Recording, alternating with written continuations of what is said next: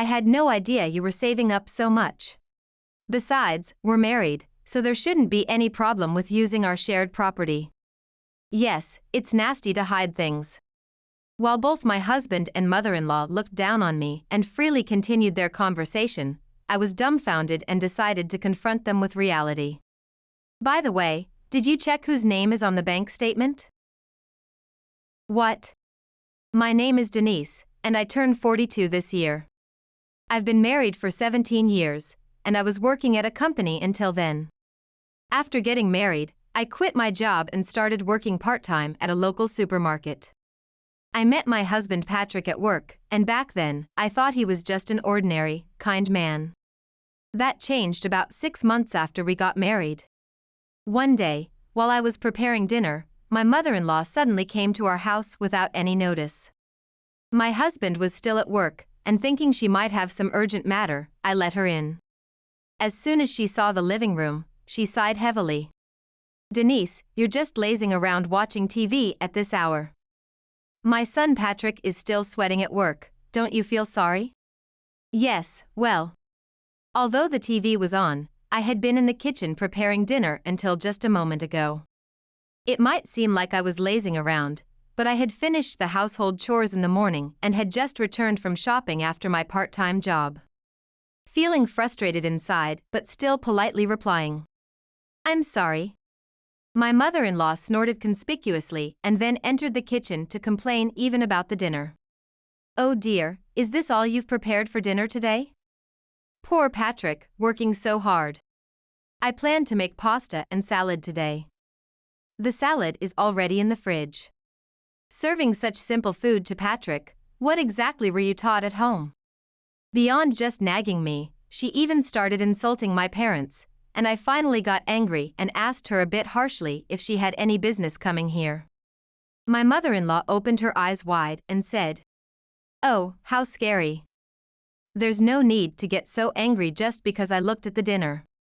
Then she exaggeratedly puckered her lips and sat down heavily on the sofa, starting to watch TV. "What is it then?" "What do you mean, what is it? Isn't it normal to offer something to your mother who has come all the way here?" "Excuse me? You don't even serve coffee, how thoughtless." Poor Patrick.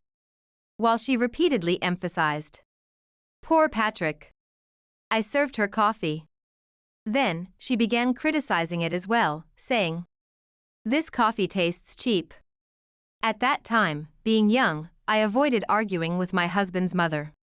However, she took our silence as approval to frequently visit our home and complain about my laziness and the unclean state of the house. Eventually, worn out by her constant criticism, I consulted my husband about his mother. "Hey, could you maybe ask your mom to reduce her visits a bit?" "Why? Is it really such a bother that mom comes over? You've seen that, haven't you? No matter how much I cook or clean, your mother keeps complaining." "That's because she wants you to try harder, Denise." "I am trying, but if she comes over without calling, I can't even prepare dinner properly." "If it bothers you, you should tell her yourself." "But don't forget she's worried about us." My husband always dismissed my concerns. No matter how much I cleaned the house or studied cooking, my mother-in-law would nitpick and never praise me. Once, she brought vegetables that were nearly expired, and I used them for dinner. Then, she deliberately sighed and grumbled, serving such wilted vegetables to my son and me. I finally realized that she just wanted to bully me. Frustrated by her relentless criticism, I finally spoke to my father-in-law. I wrapped my complaints in oblique language, mentioning how difficult it was to prepare meals for my mother-in-law who often came uninvited. My father-in-law, not knowing she was visiting so frequently, apologized profusely. She told me she was dining out with a friend, so I had no idea she was bothering you. "I'm truly sorry." No, you don't need to apologize. I've been giving her money for meals out, but you haven't taken it. Unfortunately. "Oh, I am really sorry." My father-in-law apologized many times and promised to speak sternly to my mother-in-law, so I decided not to say anything more about her behavior. Just when I thought I could relax, I received a scolding call from the mother-in-law. Hello? You telling on me to my husband, that's really poorly raised. What? I go out of my way to check on you for your own good, and to have it repaid like this, I never expected such a thing. It's not like that, repaying kindness with evil. Normally, you should be grateful to me, but to be annoyed is presumptuous. You weren't raised properly at home, so I'm educating you, and you should be grateful for that. I'm sorry, but it's difficult when you come over without calling first. Does a mother need to ask permission to visit her son's home? My parents wouldn't do that. You really are bold. When you married, you should have adapted to the rules of your husband's family. Despite what was said, the conversation heated up until my mother-in-law was shouting inaudibly and then abruptly hung up the phone. It seemed she had likely called during my father-in-law's absence, making me hesitant to consult him again, as it might just lead to a repetitive cycle. Even though her visits became less frequent, my mother-in-law did not stop coming to our house. My husband, cheered up by her consolation as he complained about his work, seemed unlikely to persuade her to stop visiting. As a result, both he and my mother-in-law started to blame me together. Denise, you just don't show her the respect she deserves. That's right, Patrick. Tell her more. Furthermore, you give me so little allowance even though I earn the money. How terrible, what a wicked wife. While they continued to eat the meal I prepared, complaining, they chatted happily in the living room I had cleaned. When I was washing the dishes, my husband demanded, "At least you could prepare the bath." Expecting me to set everything from the bath towel to pajamas. Far from reprimanding him, the mother-in-law continued to pity him, saying, "Poor thing, having such an inconsiderate wife." After consulting with my father-in-law again and receiving another profuse apology, my frustration with the unresolved actions of my mother-in-law only grew. During this ongoing situation, I noticed that a necklace I had inherited from my mother was missing. Insisting it must have been my carelessness, my husband coldly dismissed it, even though I was sure I had placed it in the drawer. The issue came to light when the mother-in-law next visited our home at dinner time. "Excuse me, mother, that necklace."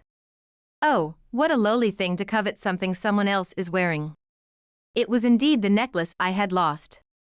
A rare design with a unique ornamentation, unmistakably mine, and there she was wearing it in front of me. "Please return it." "How dare you? Are you accusing me of theft?" Desiring others' possessions and calling someone a criminal, it really shows your upbringing. Unable to contain myself, I reached out for the necklace. Suddenly, the mother-in-law raised her voice deliberately, and just then, Patrick, who had come home earlier than usual, saw me, pushed me hard, and I fell against the wall. Looking down at me while holding his mother, Patrick accused me. "Just as Mom said, you've been mistreating her when I'm not around." "Exactly, Patrick. Denise has been terrible to me, and I just wanted to get along." "That's not true, listen. The necklace your mom is wearing is the one I said I lost. I don't want to hear excuses. Mom, let's go out to eat. You, reflect on your behavior. What a kind son you are, Patrick." With those words, my husband took his mother and they left the house. I was left alone, overwhelmed by the shock of not recovering my necklace and the anger towards my husband who sided with his mother without listening to me. This led me to decide on revenge. I consulted with my father-in-law again that same day. He apologized while listening to my side of the story carefully.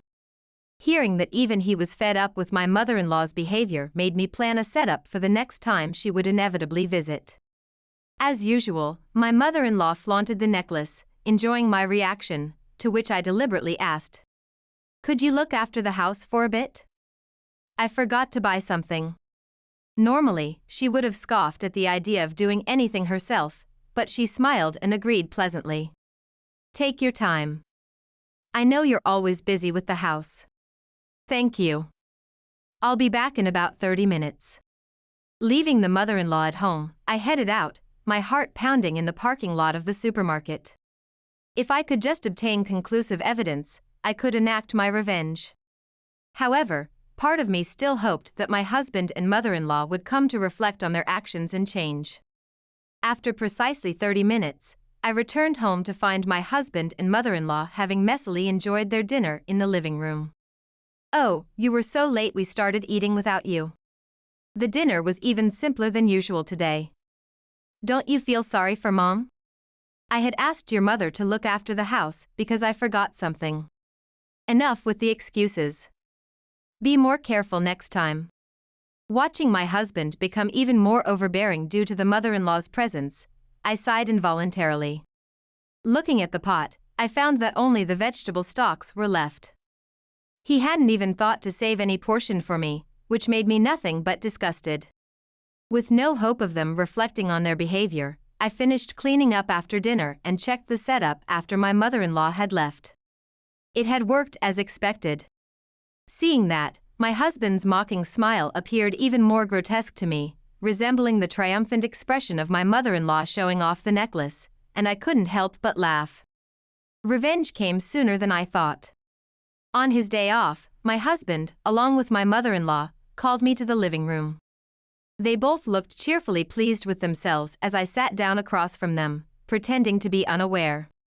"Hey, why didn't you tell us?" "What are you talking about?" "It's about the bank account. If you had that much money, you could have told us. Now you can also do something nice for Mom with it." "I'm lost here." "Don't play dumb. We're talking about your bank account." At that, I couldn't help but let out a sigh. Despite my composed demeanor, they should have been suspicious, yet they cheerfully spread out the estimates for a single-family home on the table. "Mom and Dad, you and I have bought a new 2-family house." "Bought? What do you mean?" "You're slow to catch on. We've used the money from your bank account to make the contract. It's better to buy it outright, no interest, and it's smoother." "Wait a minute, why are you making decisions without asking me?" "Denise, you really must dislike me. That's why you don't want to live together." "Hey, cut it out. That's disrespectful to Mom." "Who's being disrespectful?" "It's far more rude of you two to touch someone's money without permission. You people and your bad manners really do have foul mouths." I had to suppress my laughter at their brazen remarks.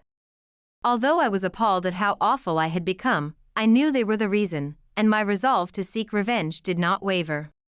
There was a perfect new construction property, so we went ahead and signed the contract. "Whatever you say now, it's too late. I had no idea you were saving up so much. We're married, so there shouldn't be any problem with using our shared property." "Right, it's nasty to hide things. By the way, have you checked whose name is on the bank statement?" "What?" My question made them freeze, and unable to hold back any longer, I burst out laughing. They peered into the bank statement and then looked at me, their faces draining of color. "What the heck is this? What do you mean by that? You're seeing it as it is. Why is it in my husband's name?" "What do you mean why? I never said it was my bank statement." "So what are you saying?" "You stole Dad's bank statement, you thief." "Who's the thief here?" "You went through the trouble of breaking into a locked drawer to take it. That's because you were hiding it like it was something precious." "Oh. So it's okay to steal something precious that your daughter-in-law has? That's the upbringing you received, I assume. Don't talk to Mom like that. You should watch your mouth. Do you even know why your father gave this to me?" "Why, then?" "I heard from your father about why your mom has been spending so much lately. Weren't the two of you skipping work to go on trips together? That's, well, the reasons for your absences. You told the company all sorts of things like I was sick or had gone back to my parents' house." I spoke the truth when the manager called, and he was speechless. No way. Realizing that their position was deteriorating, they looked at each other with troubled expressions. But I was no longer in any mood to forgive them. As we sat in silence, the doorbell rang at just the right moment. I walked to the door and ushered in the visitor to the living room, causing them to gasp in shock.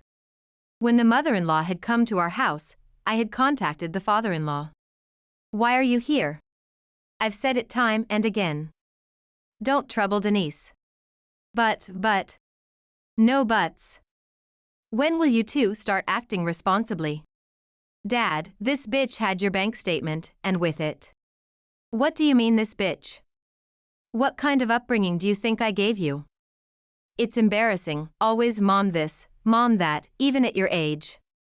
Can't you cherish your wife instead of acting like this? If you're saying that, you should have cared for me more. Not cared for? I've worked to spare you trouble, saved up a fair amount. I made sure you never wanted for money and supported your desires as much as possible. What now? You want me to overlook the harassment of my daughter-in-law? Well, throughout, any attempt at excuses was met with a strong rebuke from my father-in-law, leaving them speechless. They shrank, just looking down, and my father-in-law delivered the final blow regarding the bank statement. As for the bank statement I entrusted to Denise, I told her this. Since I've repeatedly admonished you too, but you've continued to ignore me and trouble her, I asked her to accept this as compensation for your troubles. That can't be. And you two went ahead and used even that money to buy a house. What more am I supposed to do for you? With nothing left to say, my mother-in-law was taken home by my father-in-law. Before they left, I pointed at the necklace around her neck and managed to retrieve it successfully. Seeing what had happened, my father-in-law grabbed her head and forced her to apologize. In the now silent living room, I presented my husband with divorce papers. Why? Why? After all that has happened, you think we can still be a couple? But you're just mad at Mom. I'm disgusted with you too, obviously. No. I won't agree to a divorce. Then shall we go to court? Everything you two did, I'll expose it all to the courts and your company. What? Yes, I recorded you breaking open the lock and taking the bank statement. I got it all on video, the two of you desperately prying it open. No, that's a lie. After doing such things, you dare to call others thieves? What kind of upbringing did you have? Why are you doing this? All of that will be made public too, including the misuse of your father's $300,000, plus my property division and the court costs you'll bear. What will you do? How can you say such cruel things? You still don't get it. Should I have your father lecture you again? Having obtained the divorce papers from my thoroughly disheartened husband, I was finally free. Regarding the $300,000 from my father-in-law, it was decided that it would be treated as compensation from my ex-husband and ex-mother-in-law, and they would work to repay a total of $600,000 under the supervision of my father-in-law. Later, I received a single email from my ex-husband seeking reconciliation, sent from a free email address, but I ignored and deleted it. Freed from the source of my stress, my health improved, and I now enjoy life freely with the money given to me by my father-in-law.